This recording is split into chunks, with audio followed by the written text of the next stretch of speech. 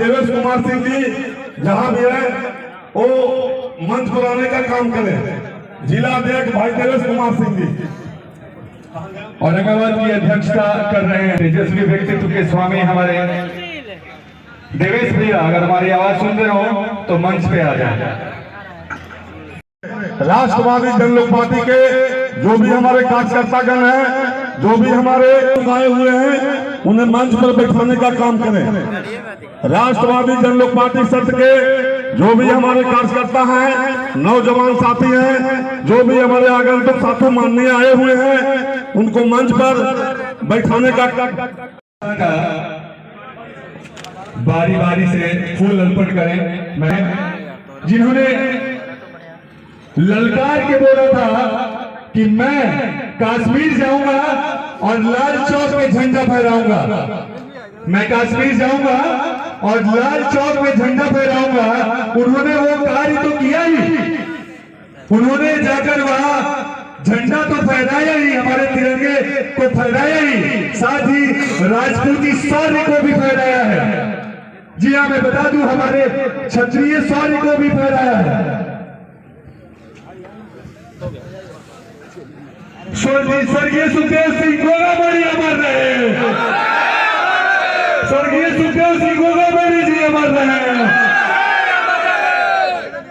ऐसे योद्धा के कुल में हम जन्मे हैं, तो अमर रहे, अमर रहे, अमर रहे। दादा सुखदेव सिंह गोगावली अमर रहे, अमर रहे, अमर रहे। स्वर्गीय सुखदेव सिंह दादा गोरी अमर रहे, अमर रहे, अमर रहे। दादा सुखदेव सिंह अमर रहे, अमर रहे, अमर रहे। एक सुखदेव के मारे हो औरंगाबाद में गांधी मैदान, हर घर से सुखदेव निकलेगा, सुखदेव के मारे हो, हर घर से सुखदेव निकलेगा, एक सुखदेव के मारे हो, हर घर से सुखदेव निकलेगा, एक सुखदेव के मारे हो, हर घर से सुखदेव निकलेगा। दादा सुखदेव अमर रहे, अमर रहे, अमर। मंच का संचालन और हम चाहेंगे कि आगे का कार्यभार आदरणीय गार्जियन प्रदेश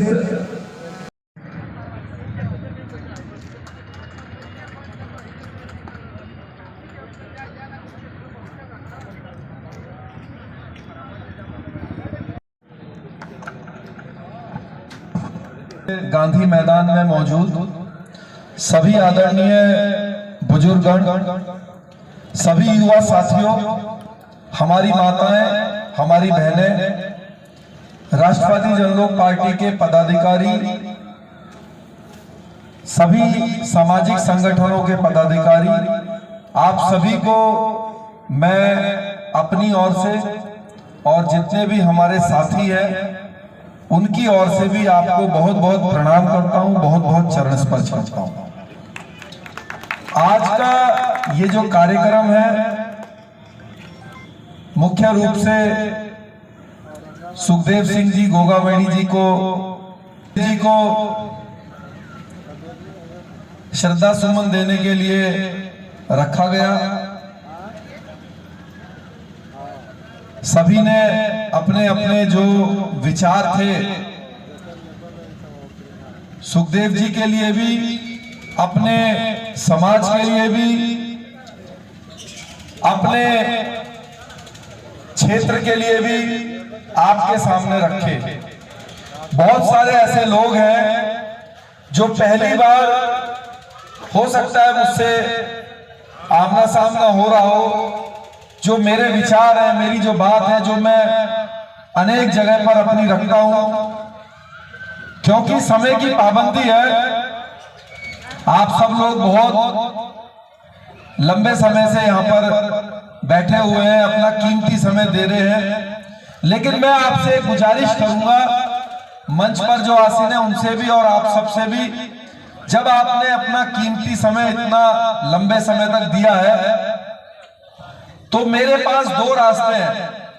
एक तो यह है कि मैं अपनी बात को 2 से 5 मिनट में करूं और हम सब अपने घर जाएं, और एक है कि आप मुझे 15 से 20 मिनट दें और जो एक विचारधारा है, जो मेरे मन की एक बात है, अपने जो आप समाज के लोग यहाँ बैठे हुए हैं उनके सामने रखना। तो आप क्या चाहते हैं, 5 मिनट में बात करूं या 15 से 20 मिनट रख दें? 20 मिनट।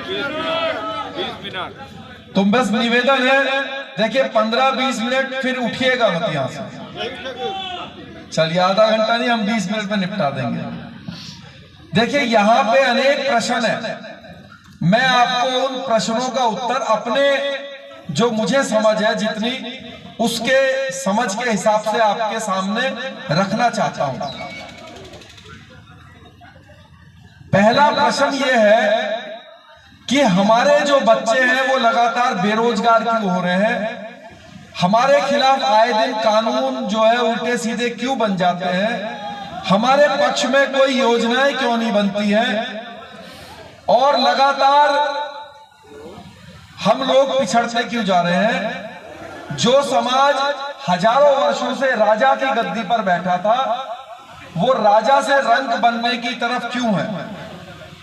तो इसका उत्तर यह है कि जब से ये धरती बनी है तब से यहाँ पे दो तरह के जो तंत्र हैं उन्होंने सत्ता स्थापित की है। वो दो तरह के तंत्र कौन से हैं। एक तंत्र था 1947 से पहले का जिसको हम राजतंत्र बोलते थे, और एक तंत्र है आज के समय का 1947 के बाद का जिसको हम लोकतंत्र बोलते हैं। राजतंत्र में जैसे कि भाई प्रिंस जी ने बताया कि जो हमारे पूर्वज थे वो तलवार के दम पे अपना झंडा बनाते थे और सत्ता स्थापित करते थे, और जो 36 बिरादरी है सभी जाति सभी वर्गों की सुरक्षा की वो जिम्मेदारी लेते थे, और क्योंकि वो राजा की गद्दी पे होते थे तो अपनी विचारधारा से अपने साम्राज्य को चलाते थे, जहां पे लोगों के बीच में खुशहाली होती थी, सभी के अधिकारों की सुरक्षा होती थी। लेकिन 1947 के बाद जब लोकतंत्र आया तो वो समाज जिसने हजारों वर्षों तक लोगों के साथ न्याय किया, आज उसकी ये दुर्दशा हो गई है कि वो अपने साथ ही न्याय करने के लिए जो है अधिकारी नहीं है, उसको अपने ही अधिकारों के लिए समय समय पे सड़क पे बैठना पड़ता है, आंदोलन करने पड़ते हैं।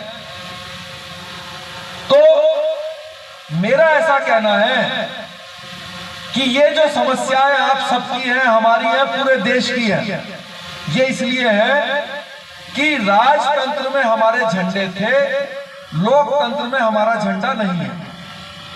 अब आप सोच रहे होंगे कि एक झंडे के होने या ना होने से क्या वाकई में आपके जीवन पे इतना अंतर आ सकता है कि राजा से रंक बनने की तरफ चले। तो आप इस बात का उत्तर खुद दीजिएगा। मैं आपके सामने दो उदाहरण रखता हूं, एक रखता हूं राजतंत्र के समय का और एक रखता हूं अभी लोकतंत्र के समय का।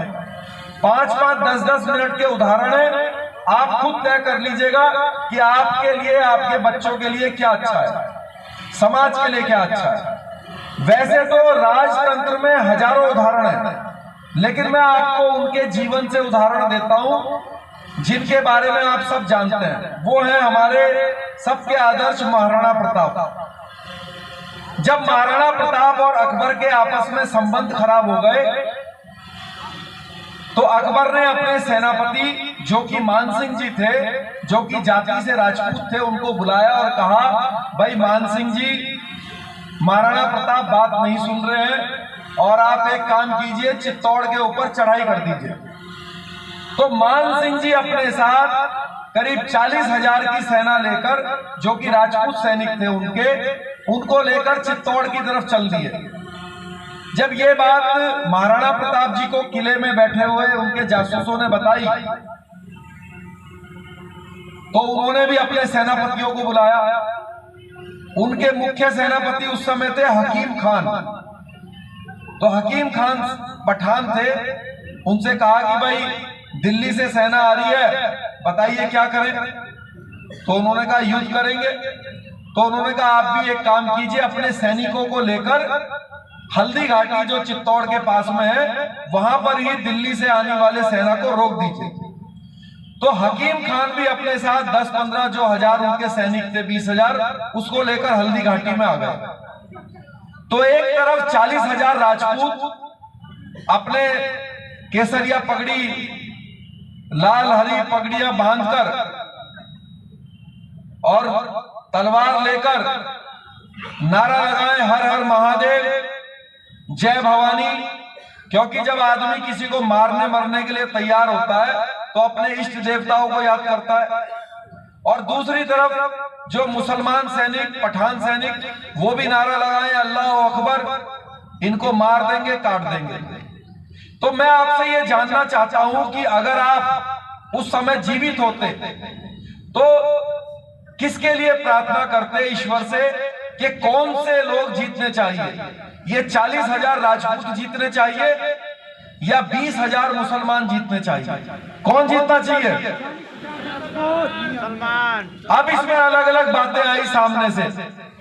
उधर से किसी भाई ने कहा 40,000 राजपूत, क्योंकि उसमें उसके भाई भी हो सकते हैं, चाचा भी हो सकते हैं, ताऊ भी हो सकते हैं, जीजा भी हो सकते हैं, साले भी हो सकते हैं।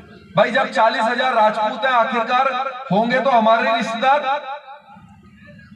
तो हम क्या करते हैं, दोनों सेनाओं को एक एक बार जीता हुआ मानते हैं, जिससे कि हम ये पता कर पाए कि किसके जीतने से हमारे जीवन पर क्या फर्क पड़ेगा। तो पहले मैं जो भाई उधर से बोले उनकी बात मानता हूं। 40,000 राजपूत युद्ध जीत गए और जीतने के बाद चित्तौड़ के किले में घुसे।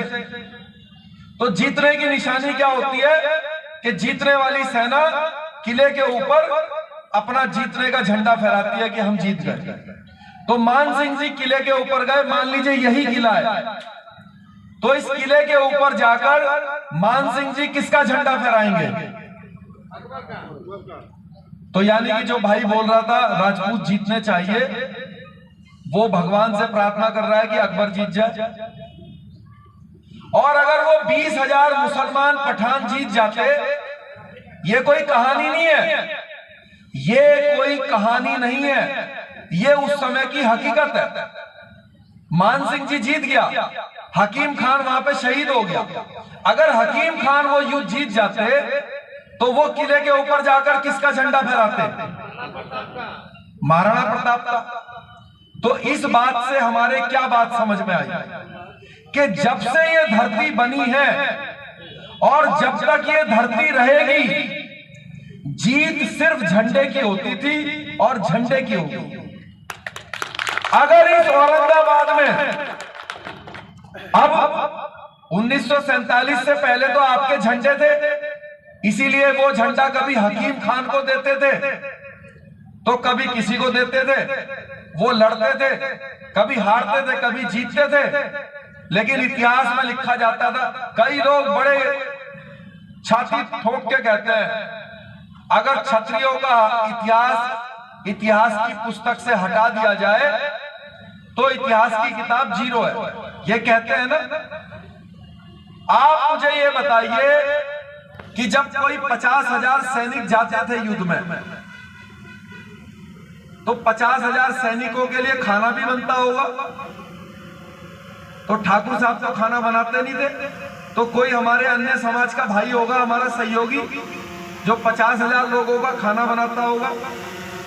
तलवार भी कोई अन्य समाज का हमारा लोहार भाई बनाता होगा। जब घोड़ा रात को घास खाने के लिए करता होगा तो कोई घास भी काट के भी लाता होगा और खिलाता भी होगा, करता होगा कि नहीं? अब राजा ने अपने खाना बनाने वाले जो समाज के भाई थे उनको बुलाया, कहा कि कल हम सुबह 6 बजे आक्रमण करेंगे, 6 बजे से पहले सबको खाना खिला देना। अगर मान लीजिए उसका नाम है रामलाल कश्यप, अब रामलाल कश्यप जी ने रात को खाने में जहर मिला दिया, तो 50,000 जो राजपूत हैं क्या वो युद्ध जीत जाते? मर जाएंगे।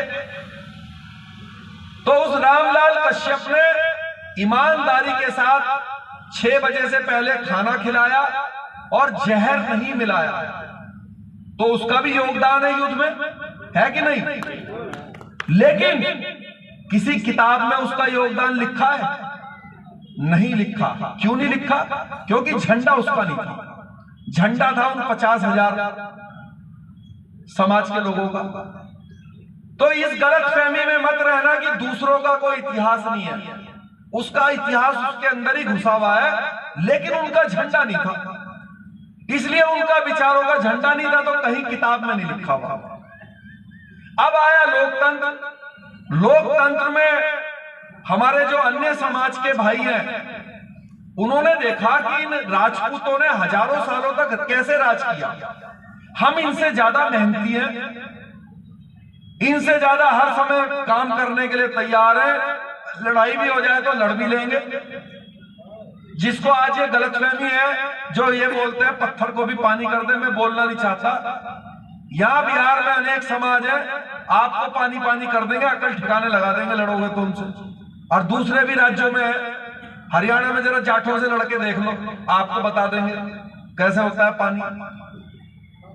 तो मेरा कहने का मतलब यह है कि अब लोकतंत्र में उन्होंने देखा भाई कैसे इन्होंने सत्ता प्राप्त करी हजारों सालों तक, तो उन्होंने कहा भाई ये झंडा बनाते थे, तो उन्होंने भी अपने झंडे बनाए लोकतंत्र में।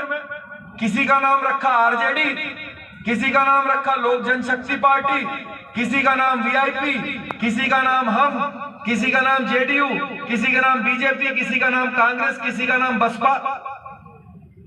हर समाज ने अपना अपना झंडा बनाया और झंडा बना के देखा कि ये मूंछों वाला, पगड़ी वाला 1-2 करोड़ रुपए लेके घूम रहा है, बेवकूफ विधायक मेरा नौकर बनने के लिए। उसने कहा ले भाई ठाकुर साहब, ले झंडा ले मेरा। अब वो इलाके में घूमने लगा, टाए टाए 10-20 गाड़ी लेके विधायक बन गया, सांसद बन गया। अब आप क्वेश्चन ये करते हो हमेशा कि हमने इसको इतना बड़ा नेता बनाया, विधायक बनाया, सांसद बनाया, ये हमारे लिए कुछ बोलता क्यों नहीं है? विधानसभा में, लोकसभा में 10-10 लोकसभा सांसद है राजपूत, ये लोकसभा में बोलते क्यों नहीं है? मुझे आप ये बताओ कि कोई भी विधायक, सांसद अपने जो पार्टी है उसकी विचारधारा से बाहर जाकर कुछ बात बोल सकता है? बोल सकता है? किसी की औकात है? अगर बोलेगा पार्टी उसको निकाल के बाहर फेंक देगी। वो अपने मन में भले ही सोचता हो कि ये यहां पर जो बैठे हैं सही है, लेकिन वो आपके बीच में नहीं आ सकता, क्योंकि उसको पता है कि उसकी पार्टी इसके खिलाफ है। तो वो कहेगा अगर तू गया तो तुझे बाहर निकाल देंगे। अब उसको निजी हित साधने, उसको विधायक बनना है, सांसद बनना है, तो अपने पार्टी की बात मानेगा कि नहीं? अगर शेर सिंह राणा आरजेडी से विधायक सांसद बन जाए तो जो मुझे तेजस्वी जी कहेंगे मुझे वो करना पड़ेगा कि नहीं? बताइए। अगर मैं जेडीयू में चला जाऊं तो नीतीश जी जो कहेंगे वो करना पड़ेगा। बीजेपी में चला जाऊं तो बीजेपी जो कहेगी वो करना पड़ेगा। तो अगर भाई अभी 1 मिनट रुक जाओ,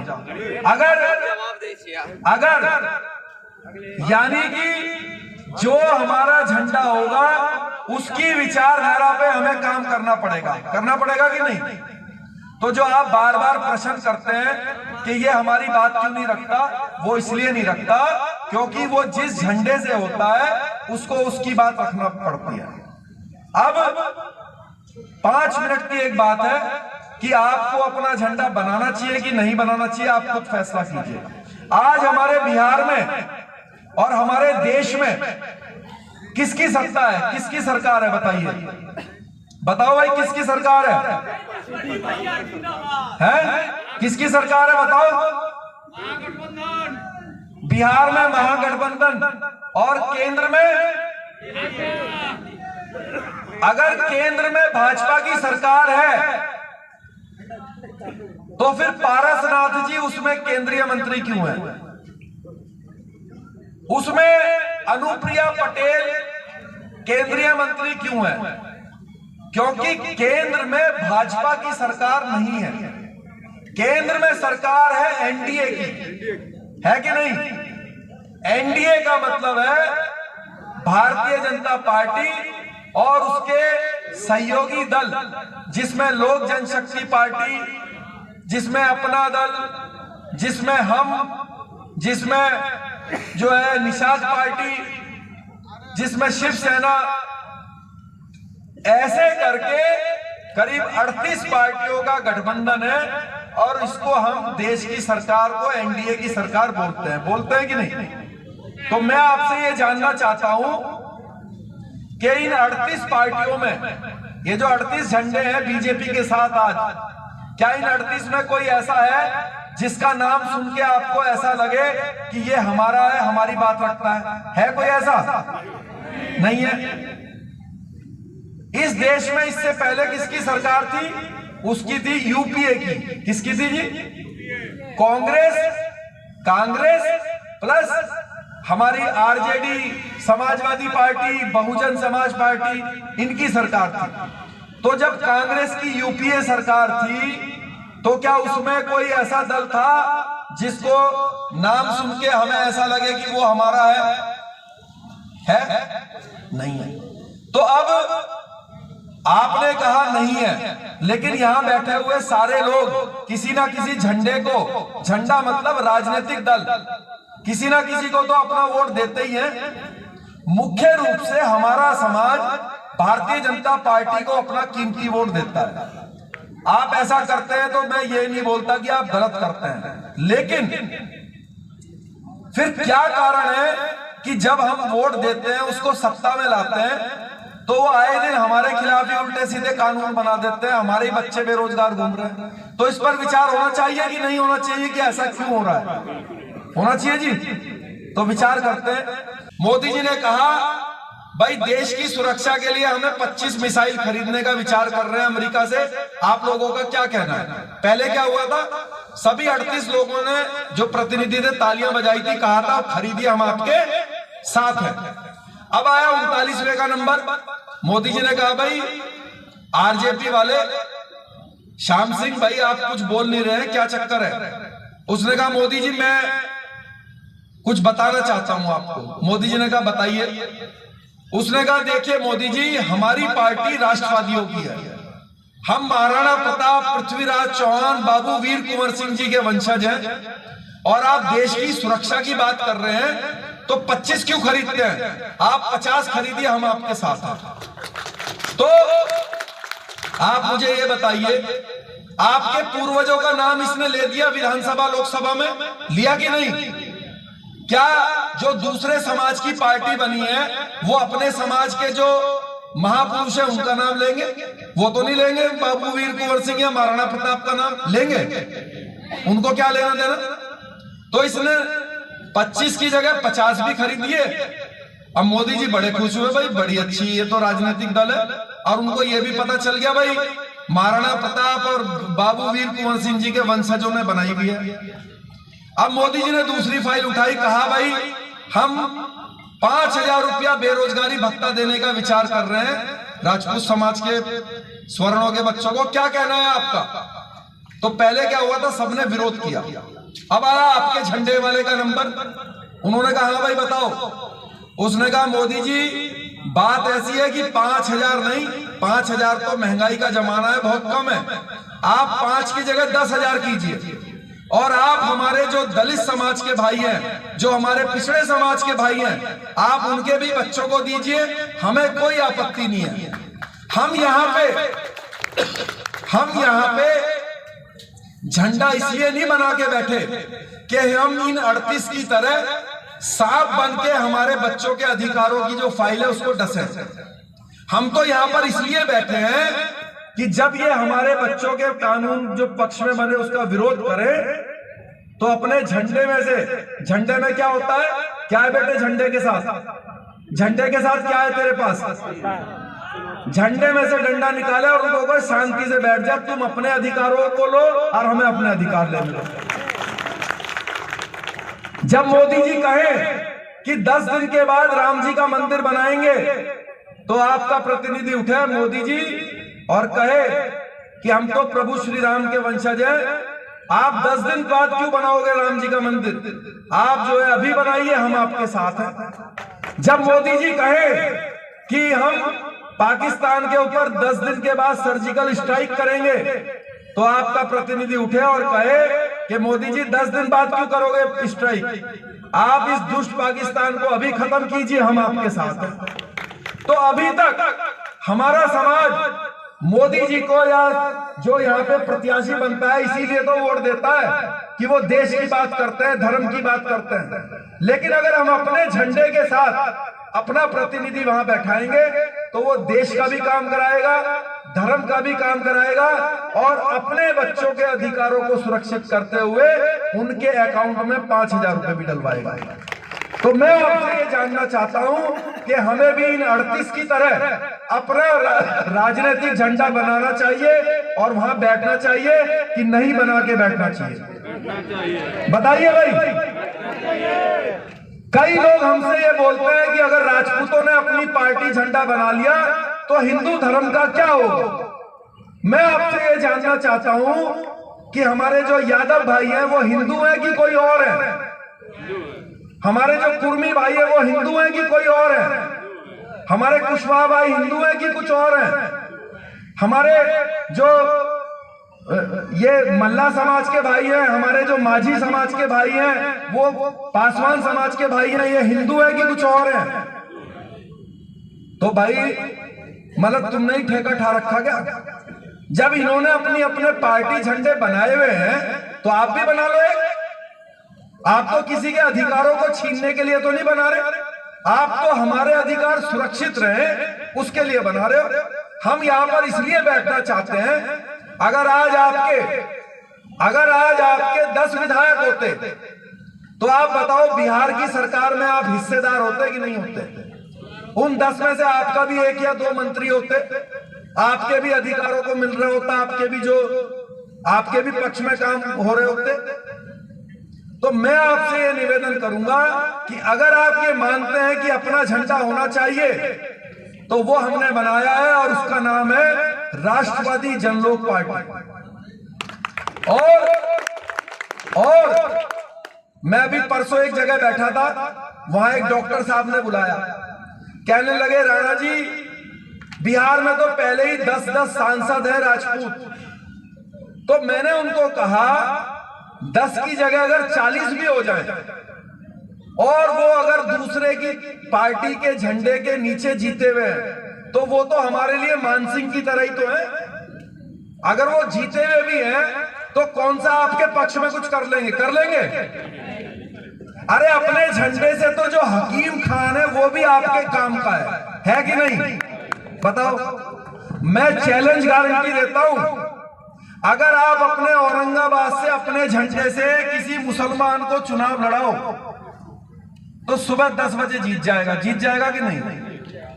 जीत जाएगा। और भाजपा से कोई राजपूत खड़ा हो, वो राजपूत भाजपा का लोकसभा में कभी आपके पक्ष में नहीं बोल सकता, उसकी जो पार्टी उसको कहेगी वो बोलेगा। और वो जो मुसलमान होगा वो क्योंकि आपकी पार्टी के हिसाब से जीता हुआ है, जो आपकी राष्ट्रवादी जनलोक पार्टी कहेगी उसको कहेगी भाई ताजा खान कल लोकसभा में ये बोलना है कि भाई राजपूतों के लिए ये कानून बनना चाहिए और जय महाराणा प्रताप। बोलेगा कि नहीं बोलेगा? बताओ। क्योंकि वो आपके झंडे के हिसाब से काम करेगा। तो आप अपना झंडा बनाइए और अपने झंडे के सेनापति बनाइए। एक मुसलमान बनाइए, एक यादव जी बनाइए, एक कुर्मी जी बनाइए और ऐसे करके 20 सेनापति बनाओ, 20 सांसद बना के भेजो। जो लोग ये रोना धोना करते रहते हैं कि एक जाति से पार्टी नहीं बनती, मैं उन सभी मूर्खों को ये बता दूं कि पार्टी एक ही जाति से बनती है। हाँ, विधायक सांसद एक जाति से नहीं बनता। आप औरंगाबाद के सारे राजपूत एक हो जाइए और किसी यादव भाई को अपना टिकट दे दीजिए, तो पार्टी आप राजपूतों ने बनाई लेकिन आपने सांसद किसी यादव को बना दिया, तो आपकी पार्टी बन गई क्या नहीं? भाई तेजस्वी की जो पार्टी है, क्या सारे के सारे उसमें यादव भाई विधायक हैं? बताओ। राजपूत भी हैं? अरे भाई सारे उसमें राजपूत भी है, सब है ना। लेकिन सरकार किसकी है? सरकार है आरजेडी की। तो आप भी अपने राजपा के अन्य बिरादरियों के भाइयों को एमएलए बनाइए। जब उनकी गिनती 20 होगी, 40 होगी, 100 होगी, 150 होगी, तो आप सत्ता में आ जाओगे कि नहीं? तो मेरा निवेदन है, और अब तक जब तक अपना हमारा झंडा नहीं बनेगा, ये ध्यान रखना, आपकी जिंदगी ये पत्थर को पानी करने में चली जाएगी, और पत्थर पानी होएगा नहीं। अब पत्थर तो पानी होएगा झंडे से। जब सत्ता में आ जाओगे, आपके बच्चों को आपके रोजगार मिलेंगे, उनके अधिकार मिलेंगे, और क्षत्रियों ने कभी भी किसी के साथ अन्याय नहीं करा। तो जब वहां झंडा लेके बैठोगे तो आपने कहा भाई आप अपने अधिकार लो और हमें अपने अधिकार लेने दो, ठीक है जी। और मैं सभी सामाजिक संगठनों से रिक्वेस्ट करूंगा, प्रार्थना करूंगा कि जैसे आरएसएस बीजेपी को सत्ता में लाने के लिए हर समय प्रयास करती रहती है, ऐसे ही क्षत्रिय संगठनों को भी अपने इस राजनीतिक दल को कैसे सत्ता में लाएं। जिस चीज के लिए वो आंदोलन करते हैं, आप हमें सत्ता में ले आओ, आपको आंदोलन करने की जरूरत ही नहीं पड़ेगी। आप हमारे पास पर्ची भेजना, हम साइन मार के कानून बना देंगे कि नहीं? इस देश के अंदर, बस 2 मिनट की बात है, इस देश के अंदर सबसे समझदार हमारे यादव भाई हैं। पूरे देश में हमारे यादव भाइयों जितना समझदार कोई नहीं है। वो कभी भी मूर्ख, आपने कभी देखा कि 50,000 1 लाख यादव भाई यूपी में या बिहार में कहीं इकट्ठा हुए हो? उनको जरूरत ही नहीं है, उनकी तो पार्टी है। वो तो सारे 50,000 लोग मिलके अपनी पार्टी को सत्ता में लाते हैं, और जिसके लिए सड़क पे धक्के खाने की जरूरत होती है, वो उसमें अपने पक्ष में कानून वैसे ही बना लेते हैं। उनको क्या जरूरत है सड़कों पे धक्का खाने की? लेकिन 20 साल से राजपूतों की स्थिति देखिए, 20 साल से ये सुबह 8 बजे उठते हैं राजपूतों के बच्चे, सुबह 8 बजे उठ के गुर्जर समाज को गाली देंगे, हमारा इतिहास चोरी कर लिया।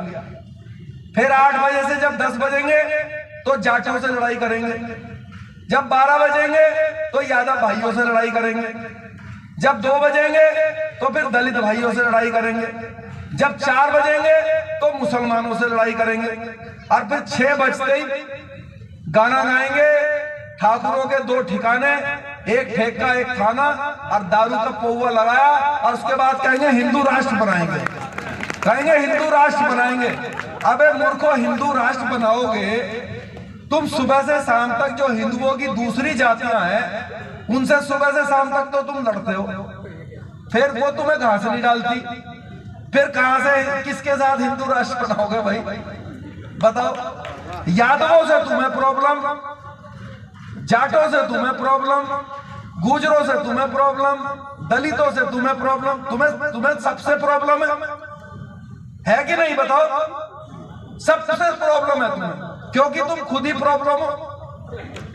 अरे भैया, वो सब हमारे भाई हैं, अपना झंडा बनाओ, उनको अपना भाई, अपना सेनापति बनाओ, उनको विधायक बनाओ, तब वो आपकी बात रखेंगे। यहां खड़े होके अगर इस मंच से किसी अन्य समाज के भाई से जय महाराणा कहलाना चाहते हो, तो अपनी पार्टी का झंडा उसको दो, यहां खड़े होके बोलेगा, आपकी पक्ष की बात बोलेगा कि नहीं? तो मेरा निवेदन है, अगर मेरी बात आपको समझ में आई हो, अगर अपने झंडे से अपने समाज का व्यक्ति कहीं से सांसद बन जाए, तो वो तो है सोने पे सुहागा। क्या है वो?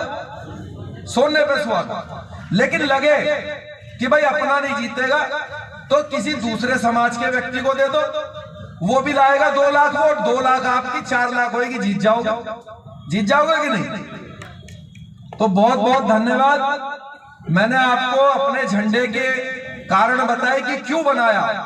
अगर आप मेरी बात नहीं मानोगे, मुझे भी बीजेपी, कांग्रेस और दूसरे सभी दल अपनी पार्टी का सेनापति झंडा बनाना चाहते हैं, मुझे भी सांसद बनाना चाहते हैं। अगर मैं भी चाहूं तो उनमें से किसी भी पार्टी का टिकट लेकर सांसद बन सकता हूं इसी 24 में।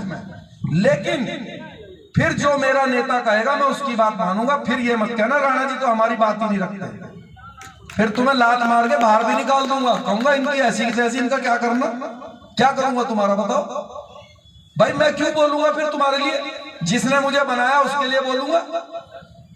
तो इसलिए आप हमारी कुर्बानी को, हमारे परिश्रम को समझिए। हमने जीवन में सांसद विधायक के पद को लात मारी है और इस संघर्ष में लगे हुए हैं सिर्फ इसलिए कि आप अपने झंडे से अपनी बात खुल के रख सकें लोकसभा विधानसभा में। इसलिए तो आप